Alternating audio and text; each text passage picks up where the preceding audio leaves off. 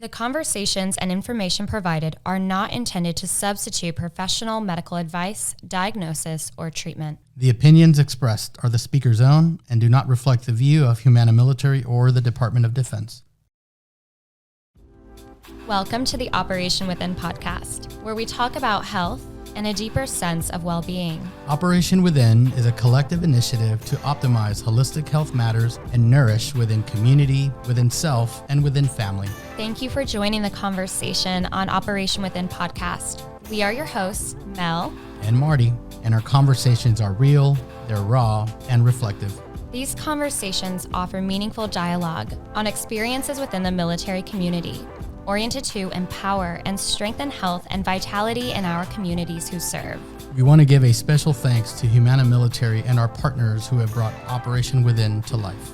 Let's dive in.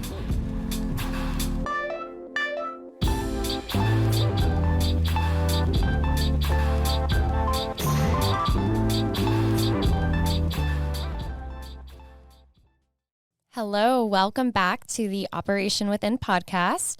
I'm your host, Mel, and I am here with Enrique Irby, and he is a sergeant first class in the Army. Enrique found yoga after navigating mental health challenges and is now a passionate advocate for bringing yoga and mindfulness to the military community. Enrique has a little over 20 years of military experience and firsthand recognizes the benefits of mindfulness and yoga and bringing that both to military force and leadership. Enrique, I'm so excited to have you here today. I'm so excited to be here. Thank you.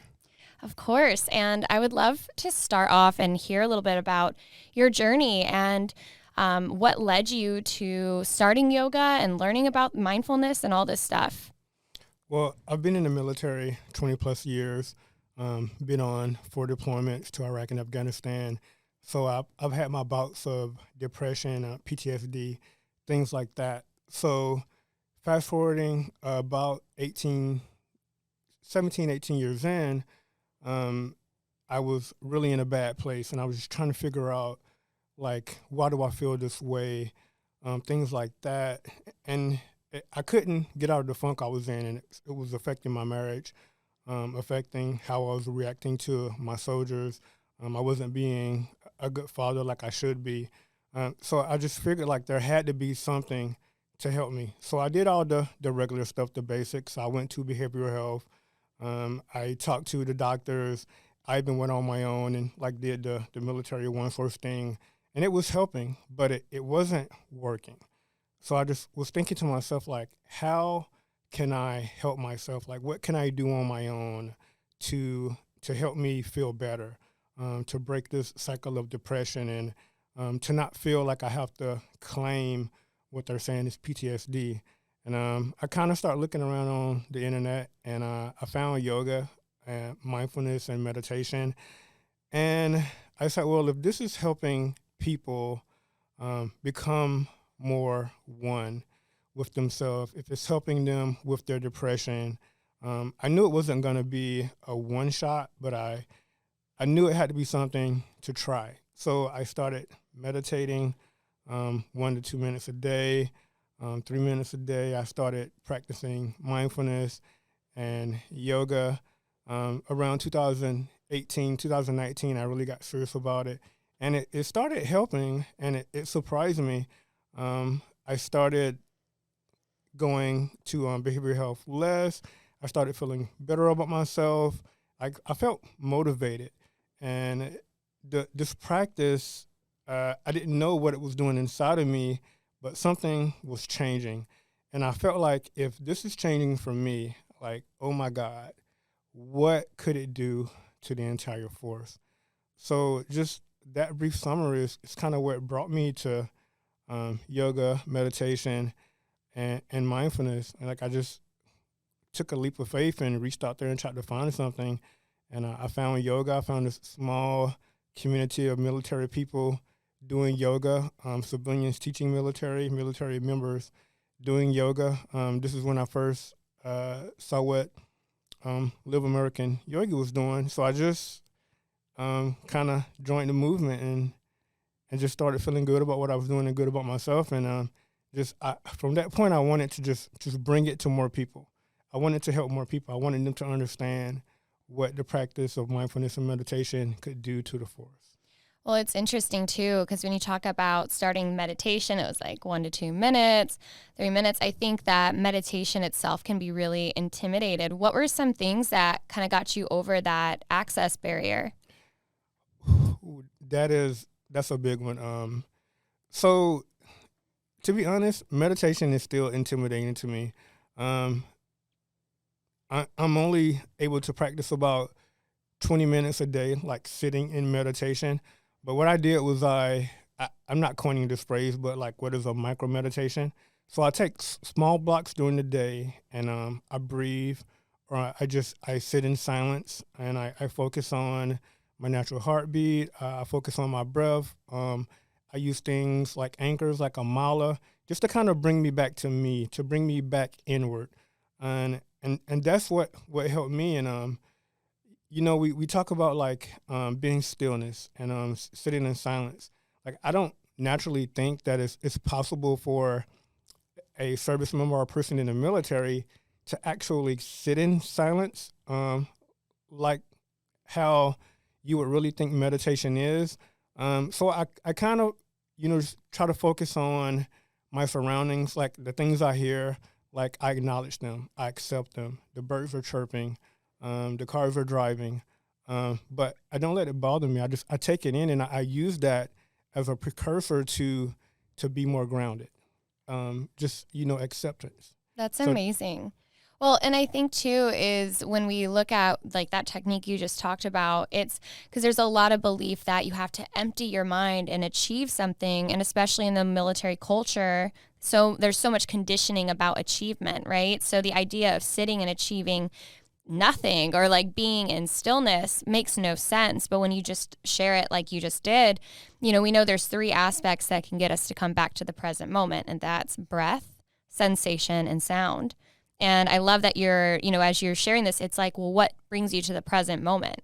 Holding a mala. And for those who don't know, that's like a beaded necklace, right? And you can use semi-precious stones because they're just grounding. They're heavy. They feel nice in your hands. But it could be an oil or touch, even literally having a hand on the ground and feeling the ground beneath you, right? Mm-hmm. So I love that you just shared that it was just you tuning into the aspects of what makes up the present moment, right? Yeah. And I don't know how I came to that conclusion, but like one day it just dawned on me, like there's no possible way I could sit in silence, but what can I use to help me focus? Like what can I use to help me be mindful? And what I tell my soldiers now is that you're already meditating, you just don't know it. Like think about that song that you love, like how it makes you feel, like the rhythm of the song. What is the person saying? The beats of the song. Feel that deep inside of you, and just lose yourself in it. Like you're meditating, you're becoming one with that moment. And when I explain it like that, they're like, yes. And like for me, it's like I love being out in nature. I love hiking.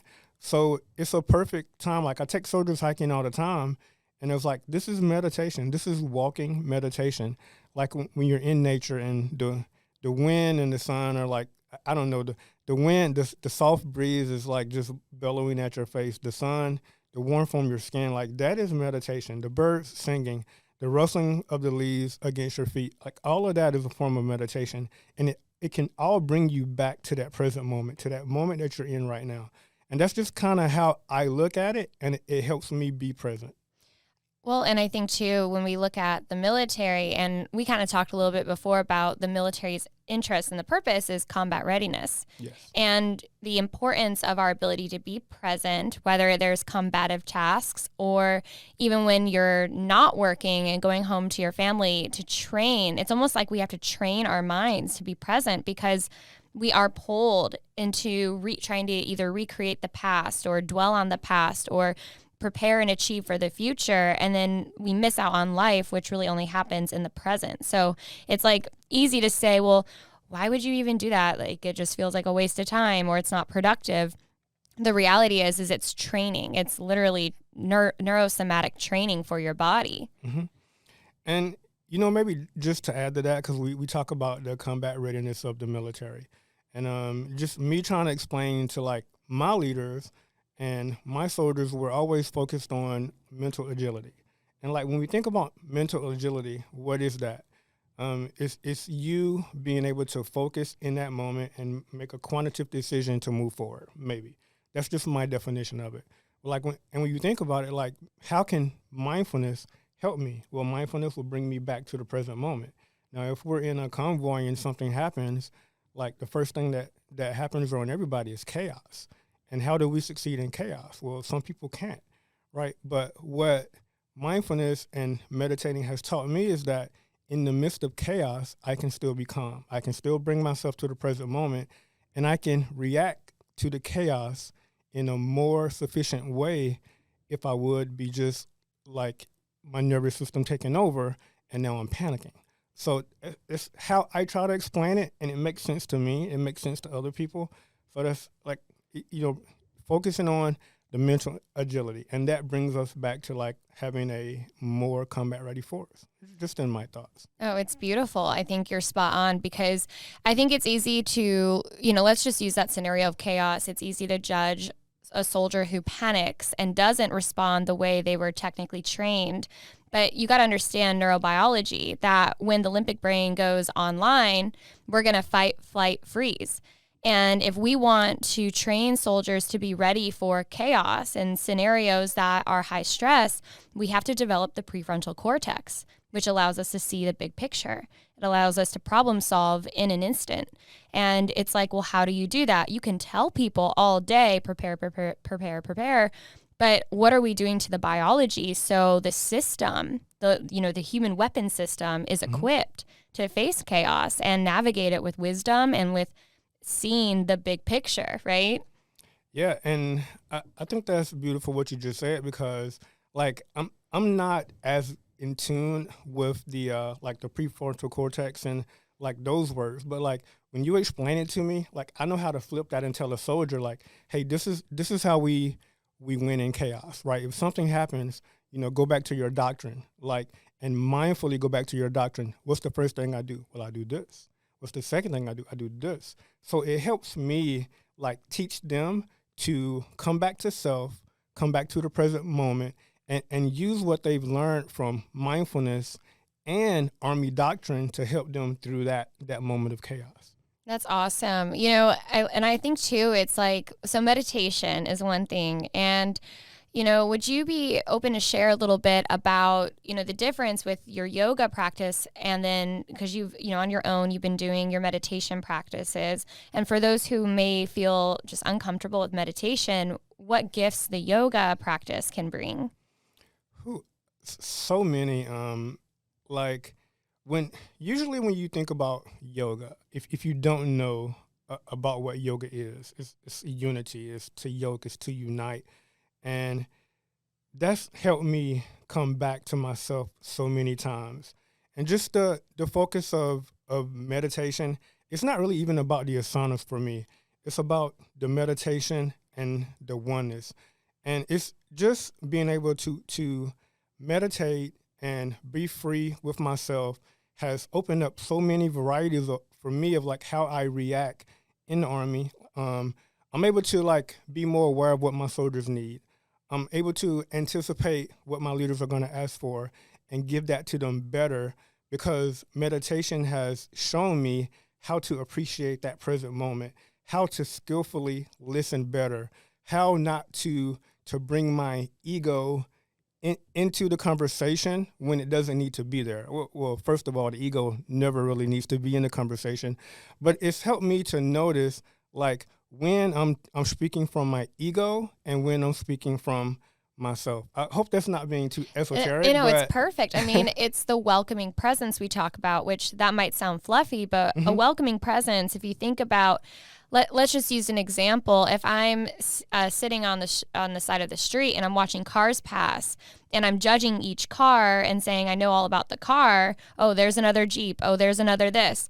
I'm missing out on actually, oh, wow, like that's this model. And what is it showing me? And I know that's kind of a silly metaphor, but it's like when we tell the world what the experience is, that's the ego saying, I already know, and this is going to suck, right? Or this is going to be what it is. Or the welcoming presence, or when you talk about the self, yourself witnessing experiences, you're receiving them as they are so you can see the fullness and not miss out on the details. And like, again, we are so reactive. And when we're reactive, I like what you said about anticipating what your leadership and then, be able to perform and fulfill what their requests are. It's like you can actually listen to what they need and what they're asking without being victimized or making it heavy or hard. It's just, okay, it's a visitor. And in this moment, I'm going to attend it. And then it's going to be a next now moment.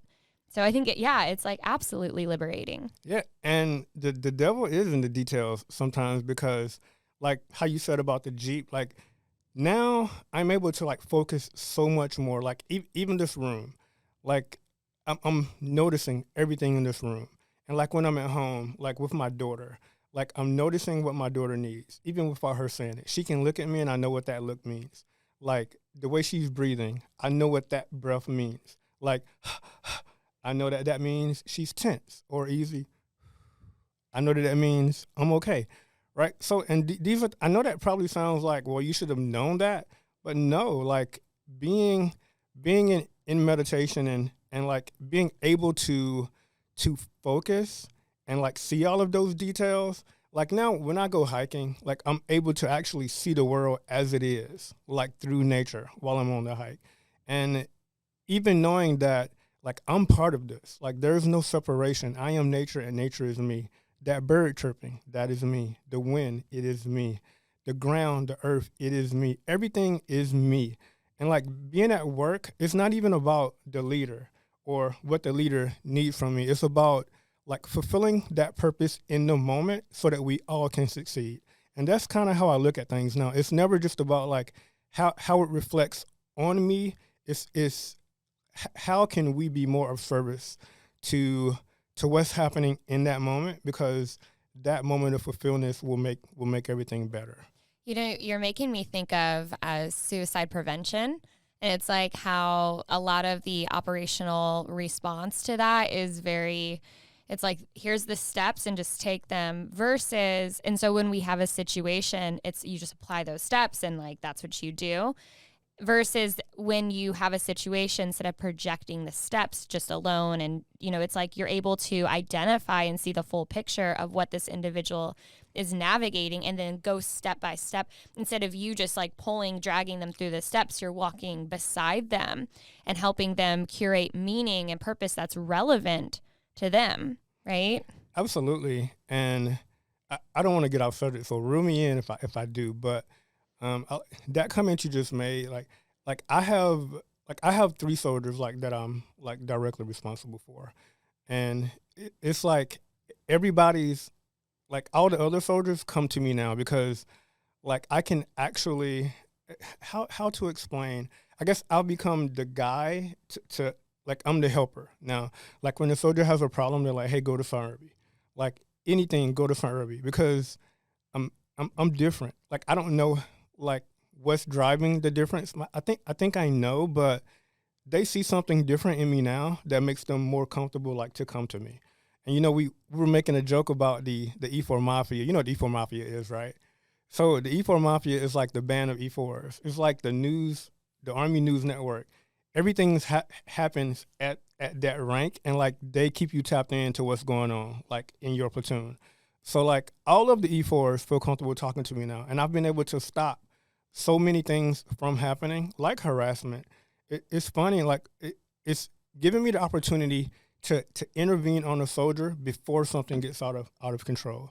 And like to me, that is so amazing. That's the way it should be. Yeah. That's the whole point. It's like we call a lot of things preventative, but really it's a response to something that already happened. Yeah. And like you said, being able to create a welcoming space as a leader for people to come so they can get back into alignment, get their heads on straight, as I guess people would say, right? It's like grounding, getting clear so they can take make choices that are not going to create more problems. But the thing is that, we're so quick to just go behavioral health. Like we just send people. And in the civilian side, I work with a lot of people who come with this medical fatigue is kind of what I call it, where it's like they've been passed from provider, and they're so exhausted because no one's actually listening or meeting them where they're at. They're just getting passed to the next person and passed to the next person, Yeah. And like I believe now that behavioral health like actually starts at the unit. Like it starts with the team leader, the platoon sergeant, the platoon leader. Like if we are correctly taking care of soldiers the way the Army meant for us to be, like the leaders we should be being, like the behavioral health starts at the unit. Like we're supposed to be making sure those soldiers are like physically fit, they're in the correct mental space, they have everything they need to succeed. And we're currently not doing that well, I think, but I think we're going forward in a better place. So, like when I look at soldiers now, I look at like that soldier's asset. It's not a private or a private first class. That soldier's asset, and like what do you do with assets? You garner and protect them. You give them what they need. You give them a safe space. And when they have a problem, like you do everything within your power to fix that problem. And I think once we start focusing on that more, it'll just be better. Like things will start falling into the place they need to be. So, I mean, that's like, those are my thoughts. Those may not be what the Army thoughts are right now, but I think that's how we need to lead forward in the foxhole. Like the soldiers are an asset.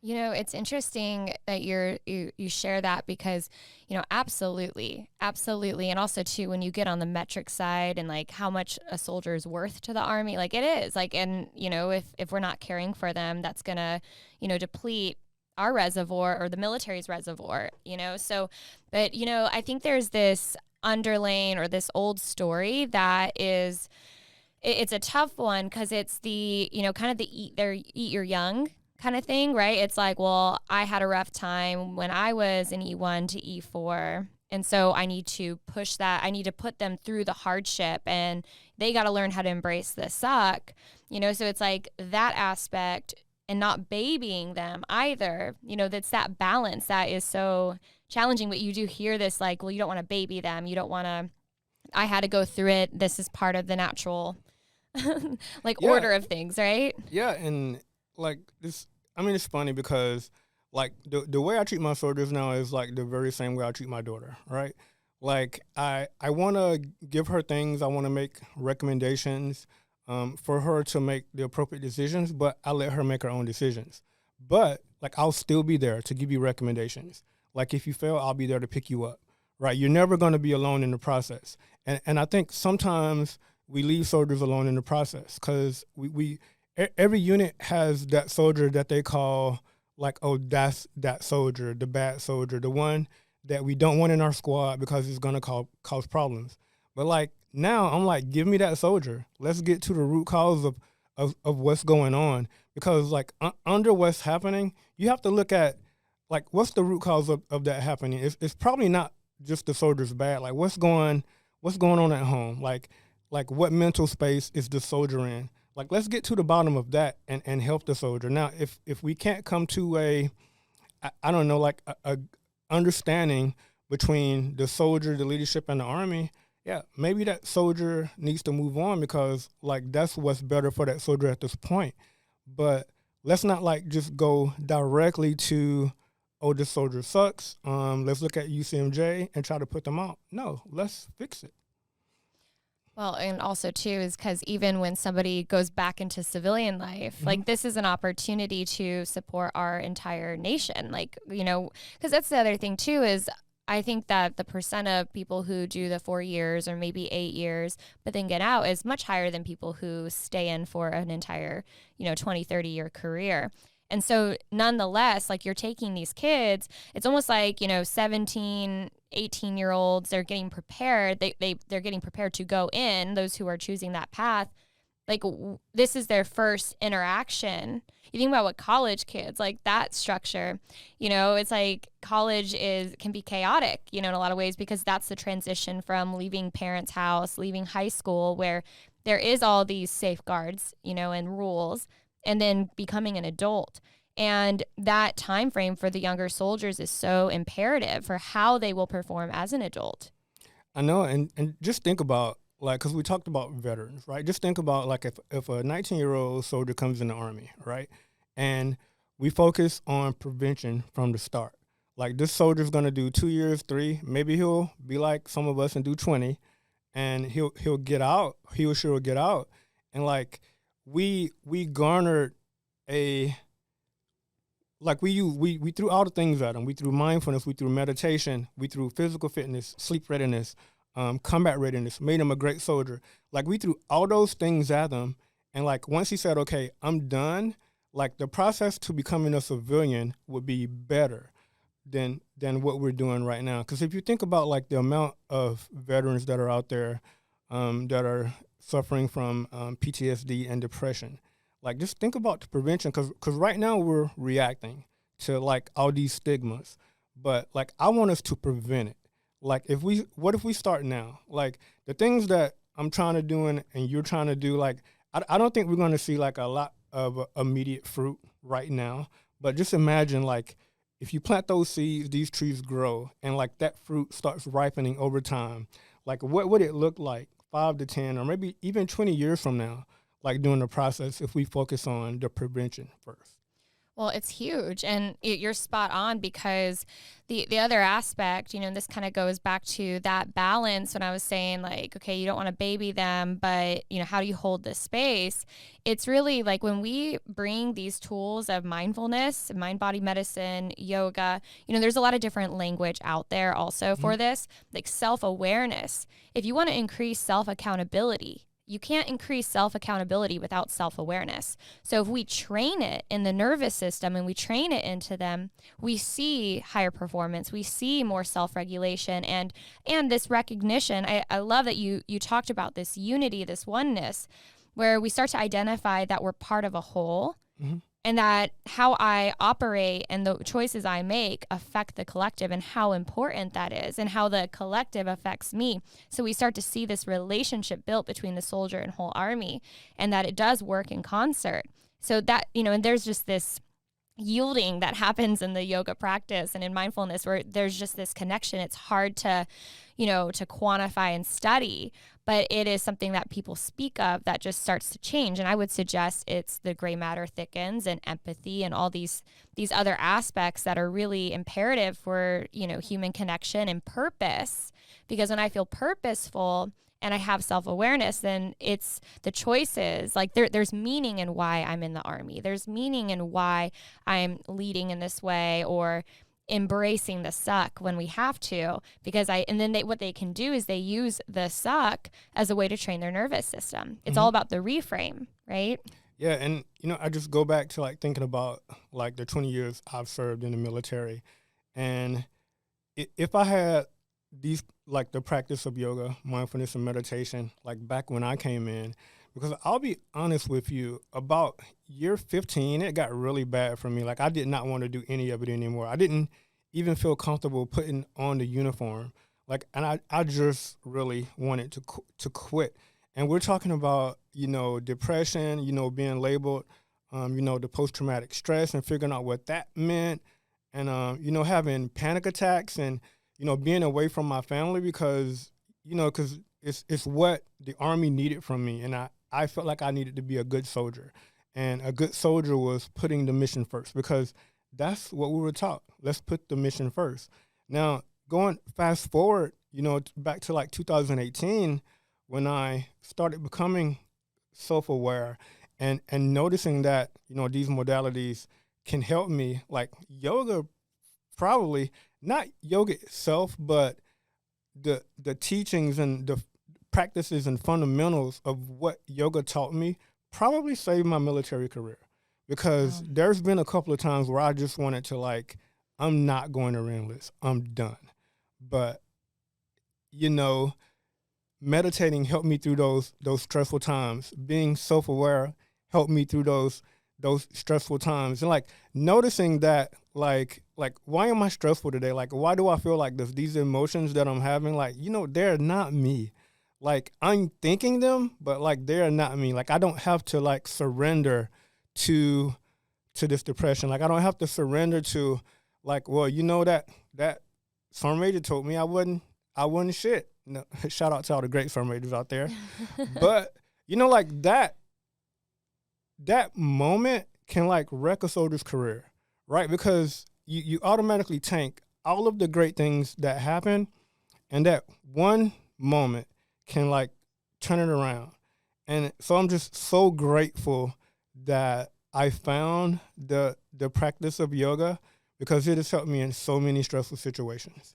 Well, it's like that ability to know what is me, what's not. Mhm. You know, I think about like when you just use the example of, you know, a leader saying that to you. I think I've heard countless stories and even experienced it in my own marriage to, you know, my husband being in the military of, you know, I don't really care about your family. Like that's it. That's a you issue. That's not my issue. Figure it out. And it makes it so hard because that's who soldiers go home to at the end of the day. So when you're struggling between, you see your wife really having a hard time and needing support in certain ways, but then you have this other voice, you know, it's hard. Then we don't even know who's us, who's my wife, who's my leader, and then who's really me. What do I feel I need to do that's right? It can be so overwhelming. Yeah, it's like you're reading my mind, because like for a couple of years, like I really didn't know like who I was, like, and I was asking myself like, who are you? Like, what is your purpose? Like, why are you here? Right now, imagine that thought process. What rabbit holes like a soldier can go through, right? You can imagine, but like for years, like I didn't even really know who I was. Like I know that I put on a uniform. I know that I went in and I did things for the Army, but like it just, I didn't feel a service. I didn't want to be there. You know, I wasn't on the brink of like suicidal ideations, but there has been times where I just thought like, what if I go to sleep and just not wake up? You know what I'm saying? Because like I don't want to do this anymore. So yes, yoga saved me. Well, you know, and you think about, it's like for soldiers, it's, you don't see the other side, like what possibly could be civilian life. Mhm. And I see it in my own marriage. Like the idea of not having the Army is worse than anything because you don't know. And part of this is, especially when you come into it at such a young age, and this is what you've been programmed into. And also too, early on, I think about most of our deployments, who are we sending? We're sending 18-year-olds, 19-year-olds, 20-year-olds, you know, and they're experiencing, you know, so I define trauma as separation of mind and body. So anytime the mind and body separates, where you're just going in, you have to react and there's no mind there, or you disassociate from your body and it's all mind, right? Anytime we have those experiences, and deployments oftentimes lead to a lot of experiences like that. So early on, and then now you've overcome that and you're building a career here. It's like any other choice that you don't see options. Yeah. You know, and I think that when we talk about soldier for life, even that concept, how the intention is really beautiful, but it's like, how do we see if at some point the career is not working, that there are options, that, you know, if it's not working, that there's options out there. But, you know, again, it's just not there. And I think people don't really understand that in the civilian side of like, you know, why does it get so hard for your soldiers, especially with mental health? You know, like I don't want to say I hate that term, soldier for life. Like, I understand why it's there, but I think it puts you in the mind frame of that I'm a soldier for life, and that's all that I am, right? So I try to teach this to soldiers, and even to my seniors, my leaders, that like when we say like, you know, I'm a soldier forever or soldier for life, like you're putting yourself in a box. Like, what about the father, the husband? What about the friend? What about the guy who likes to go out in the community and you know, brothering with his people? So I just, like, there's so many other things about me. I love nature. I do yoga. You know what I'm saying? Like, I'm not just a soldier. Like, I'm Enrique. I'm a husband. I'm a father. There's so many more things. I'm a mentor. You know, like I help people, like, or at least I think I do. I try to. So yes, I'm a soldier, but what about the plus other things that I am?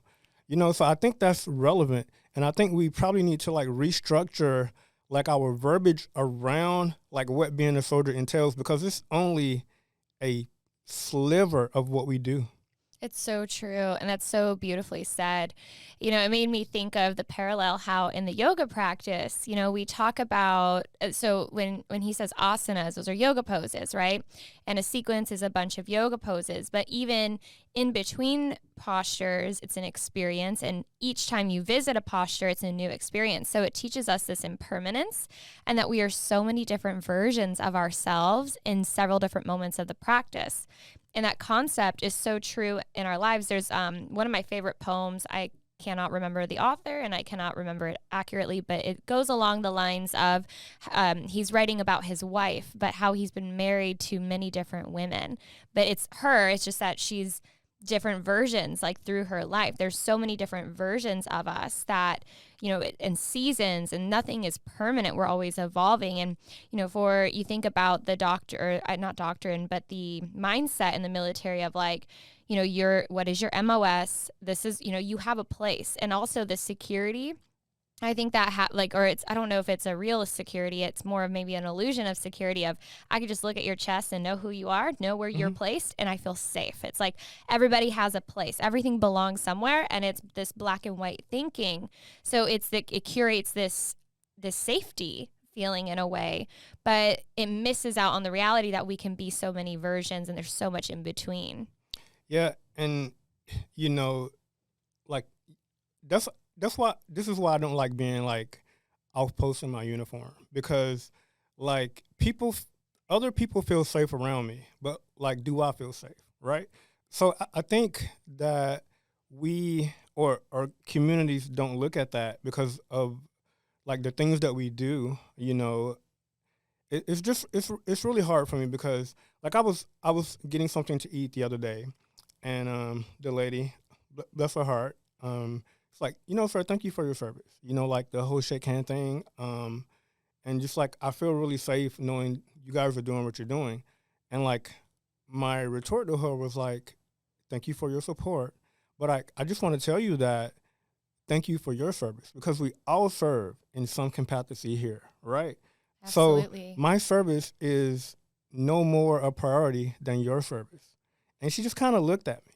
And like, that's just where my mindset is at right now. Yeah, and it's really interesting when you think about the importance of recognizing how meaningful all of the roles are. Mm-hmm. Again, here's me on my military spouse, high horse, I guess, or whatever you want to call it. But I feel, military spouses are another domain of the military, just so under or misunderstood. And, actually, it was funny. We were talking the other night because we're coming from this context of that there's so much value in all the places from the civilians and what they offer to each domain in the military and what that means. But, what is the word I'm looking for? It's the stigma. Stigma is the word I was looking for. So the stigma around military spouse, right? I was telling my husband, like, because he'll make jokes. He makes sure he's like, oh yeah, like, did you say you're a military spouse? Or he'll just make jokes like, and because there is this stigma, and I don't lead with identifying as a military spouse because of these stigmas. But when we actually sit back and recognize how imperative that spousal relationship is to the effectiveness of a soldier and how important it is to rally behind the spouses as well, because at the end of the day, that's who they're going home to. And mental hygiene, mental agility, purpose and meaning is so much sourced from this, this family, the internal stuff that, how their relationship is with their kids. You got a soldier who never sees his children and, and possibly is in a divorce situation that is really volatile, and they don't get to see, like, how does that affect their purpose and meaning in life? And we have to look at the whole picture. So I love that you're acknowledging that there's all these different aspects that are so important to recognize. Yeah, and it goes back to we put labels on everything, like oat milk versus whole milk, right? It's a label. I mean, it's true. It's still liquid in the cup, and we're consuming it, right? So, and like I was that guy, like in Hawaii at the gate, and the military spouse drove through. It was the spouse of the colonel, and you got to salute her, right? So we all make jokes about saluting the spouse of the colonel because she wore his rank, right? And like, come back full circle, like, yeah, she wears the rank, but think about all the other things that she's providing to that unit, right? She's providing that leader strength, and in turn, that leader is giving us strength. Oh, wow. So, Yeah. I mean, like, I kind of look a couple layers behind what's going on in the forefront, right? And, I think I just kind of lost my train of thought, but, just how we're talking about just the labels of it all. So I don't know. Maybe I'll come back to it if I rethink of Yeah, what I but had. you're spot on. There is so many labels, and then we miss out. Because even, like the sacrifices, I was 19, and I've talked about this on the podcast before, and I love my husband. I'm here for it. I'm showing up here, y'all, but it's not been easy. There's been several sacrifices that as a spouse I've had to make. I mean, even just with childcare, right? Like, try to tell his leadership that, wow, my daughter's out of school today. Well, my wife's got to work and do this, so I can't come in. Mm-hmm. No, like it doesn't work that way. And even if there's an ability to negotiate and get some lenience, soldiers mission first. Like they're very uncomfortable to negotiate with their leadership when it comes to personal family stuff. And, again, I don't have the answer of how to solve that and how to, because I respect it. And also I think that a lot of military spouses get burnt out on their own support. Like sometimes you can get burned out on supporting your soldier spouse. And that's obviously not looked positive upon. And actually, coming from Bragg, like the way people talked about spouses who I call it burnout on supporting, it's just you get so exhausted of constantly forfeiting what you need to ensure that your spouse is good, that it's selfish and this and that, but it is hard and there is a sacrifice that does come with it. But, the modality or the mindset that I look at it is like, how can you, instead of compromise, how do you collaborate with this scenario? And the importance of communication. Mm-hmm. Like to be able to say to your partner that's in the military and say, hey, I'm struggling with this. And like, how do we, because if you're just holding it in and resenting, that actually, and this goes to anything, if you're holding resentment, this is some Ayurveda stuff, some Pitta stuff, you're burning out. If you're holding in your resentment and your feelings and your anger and your emotion, you will burn desire and passion out of yourself. And so you see this happen, and I think this is a root of why a lot of divorces happen in the military. Yeah, you're absolutely right. And this actually takes me back to something you said. Like I was watching one of your stories, and I take notes from like what you say, right? Or I screenshot it. And you were talking about, because we're talking about mindset and growth, right? And you were just kind of saying like, well, yoga does what it does.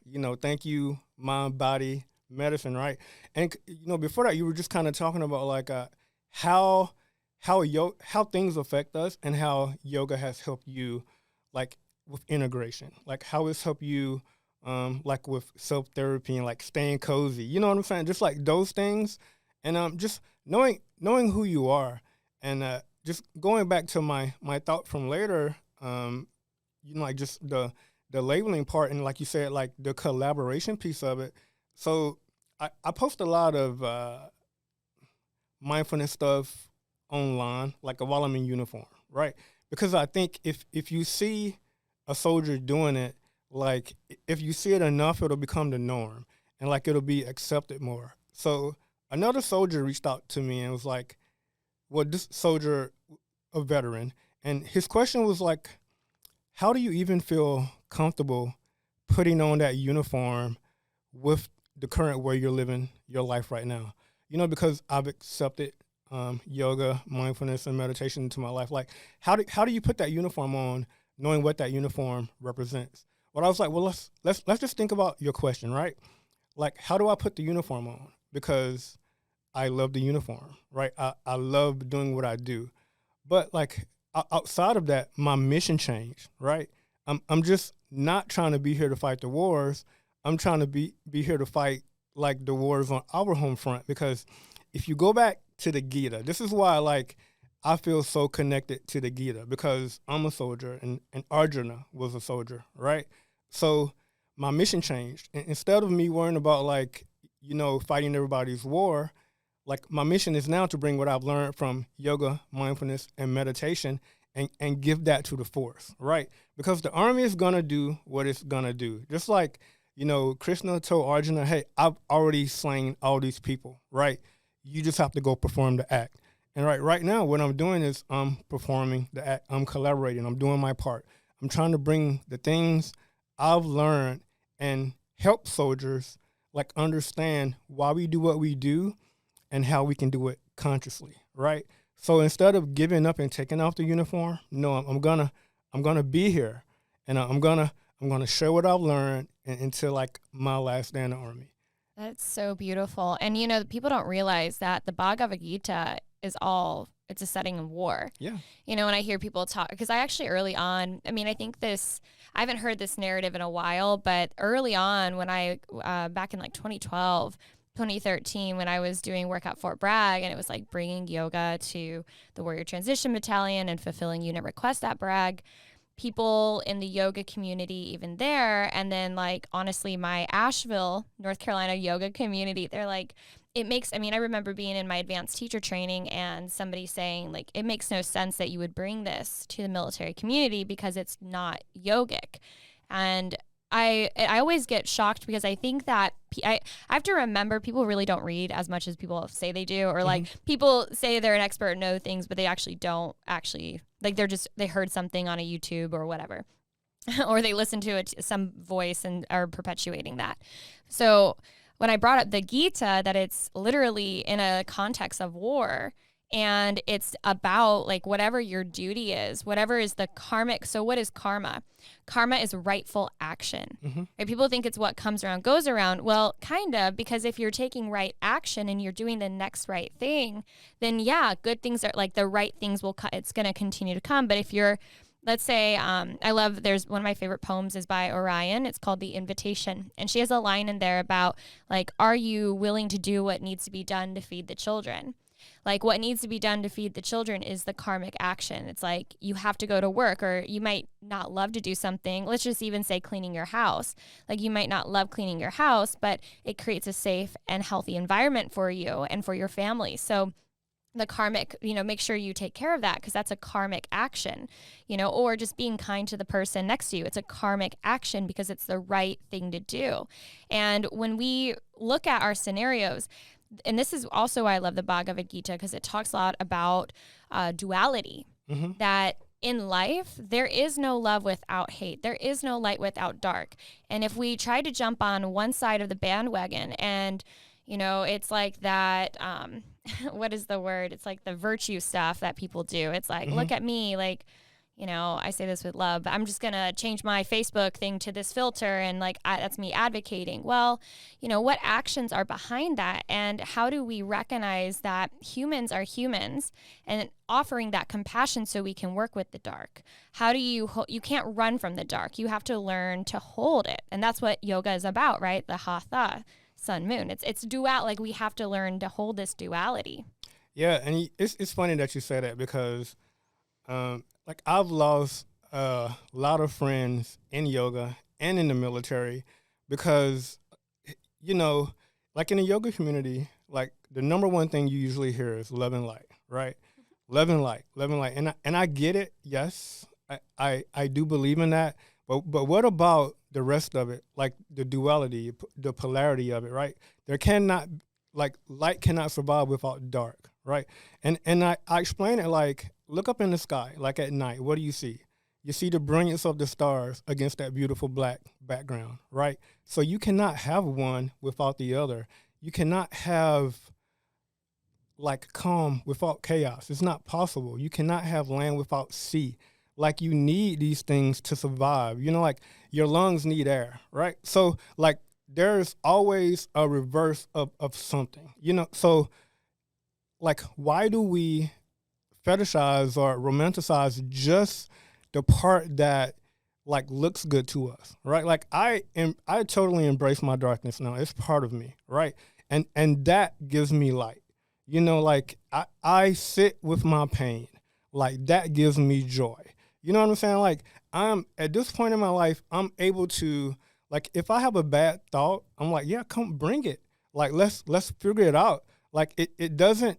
I'm not emotionally tied to it anymore. Like I'm able to like be aware and have that thought. Even you know what, be a little depressed about it because I know the depression is only a phase, but it's not me. Like I can come back from that. So I just look at it as though like look, if you're gonna say love and light, you know, like say the moon and the sun, you know, say the stars and the cosmos. Like give it all to me. Just don't give me the one side of it that you like. That's so true. Well, and the thing is if we don't, like, what is dark is just unknown to us. Exactly. That's it. So if you talk about self-awareness, when you become aware, when you open your eyes in the dark, and then you start to negotiate, you start to, like, witness, oh, that's not me, that's coming from this. Like, that's how we heal. That's how we recover, and then we can hold both, and we're not afraid or trying to run away. It made me think of the concept of how it's like they say, you know, you need to learn history so we don't repeat it. Well, here's when you think about it, the bad, like human cycles are part of humanology. Like we will always have the people who want power, and then there's like pain and greed and all these things. Like this has been going on long before our lifetime. Like one person's not going to come in and change like human nature. Exactly. But it's like, what if we looked at history to explore the divine moments, like the moments when good did overcome? Like how did the good like prevail? Because at the end of the day, light outshines the dark, but you cannot have light without the dark. So it's learning not to be afraid of it, but going into it and knowing that there are these divine moments where all of a sudden you see it, or people come together and there's love. You know, you think about in tragedy, when do people come together? It's when there's tragedy and hardship. And why is that? You know, if it was all happy, I mean, we just couldn't understand the barometer of feeling. Exactly. And it's like, I say this a lot. Sometimes it's about the lesson, right? So humans aren't perfect. Like I'm not perfect. I'm just speaking for me now. Like I've made a lot of bad decisions in my life, but I mean, I can beat myself up about it, or I can see what was the lesson in what I did, right? So the lesson, that is the win. Like the struggle is the process, the pain is the process, but the lesson that came out of that is the win. Because what I learned is going to help me not do what I did again, right? So it's all about the lesson. And I say this over and over again. Failure is not your enemy. Struggle is not your enemy. The lesson that you learn from it is going to help you beat it every time. And that's kind of what keeps me going forward. Well, and I love that because the reality is our experiences are our curriculum. Mm-hmm. And, you know, this is, again, why the spiritual hygiene stuff is so important, because if we start to recognize that there's a bigger picture that connects to us and even our soul, it's like I go through experiences for my soul to grow, that I think about a video game. It's like you go through all this stuff, a maze and all these things, and you beat the bad guy at the end, and then whoop, you leveled up, right? And it's just like we're leveling up in life. And if you're avoiding your discomfort, are you leveling up? Yeah, and you know, it's funny because, like, going back to the Gita again, we're talking about karmic action, like, just do your duty. You're going to level up, right? But don't worry about the fruits of the labor. Just do the labor, right? So you will continue to level up. Don't worry about, like, getting higher or ascending or whatever. That will happen to you. Just do your duty. Just do the labor. Don't worry about the fruit. I love that. Oh, and it's such a relief because also too is our projection. This is the ego, right? It's like, well, the fruit is that I'll make all this money or that I will be respected or whatever. But the way providence unfolds is that blessings are a lot bigger than you realize. And if you're just projecting what you think you want, how many times have we said, oh, I want this, and then we get it, and it's like not what we thought, right? True. So it's like, this is what co-creating with life is like you said, just showing up and, you know, karmic action, like what's the best thing to do right now, you know, and then like it will unfold for you. Yeah, and I don't know, like I just popped in my head like about mental health. You know, I don't know, this is a big point for me about like struggling and like the whole leveling up things. Like when you're thinking about mental health, right? Like if you if you sit with your thoughts and you just sit with them and you don't get help, like you're never going to, I don't know, how can I say it? Like you want, I don't know, I think I'm stuck, but I just feel like, how can I explain? Well, if you take a seed and you plant the seed, right? Like the seed would just be there. Like it still needs oxygen, it needs water, right? So you need help for those things. You need help from other sources other than yourself. So you provide the water, you provide the oxygen. The roots will go deeper into the ground. The plant will at some point pop out from the earth. But then it still needs something. It needs the sun to provide it the energy to grow. So never think that you have the power to get everything from yourself. Yes, going inward is the key, but you also have to look at that you actually need community.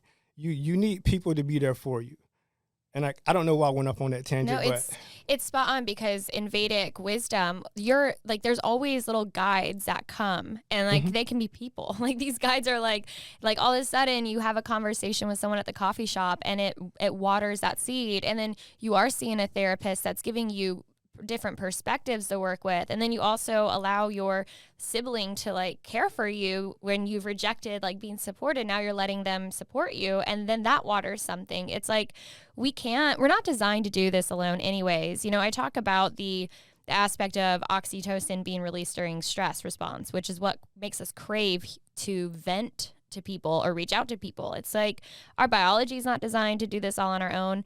And even going to the Gita, like it wasn't Arjuna sitting his little chariot, like figuring it out himself. Like, you know, Krishna popped up and was like, hey, what do you, like, let's talk about this, right? And so but the thing is what they're nourishing, what people come in and support you on, it's up to you to apply it and to go into it and explore it and be vulnerable with it. That's true. And I guess the flip side of that, you know, I had somebody reach out to me a couple days ago, and you know, like once you become self-aware, people want you to, I don't know, like I'm a big fan of like protecting my energy, right? And I can only take in like so much energy from other people, right? And there comes a point when, like, yes, community, right? But like I cannot take all of the negative energy. So give yourself a little grace and space at the same time, I guess is what I'm trying to say. Well, it reminds me of when you were talking about the different voices or different things, like what is me and what's not me. And self-awareness helps so much with that of, okay, I'm feeling anxious. Wait, that's because I saw that post earlier, or that's because someone just dumped on me on a text message and I'm not in a space to you know, rescue. And that's the other thing is, like, we do as humans have a fix-it impulse. We do.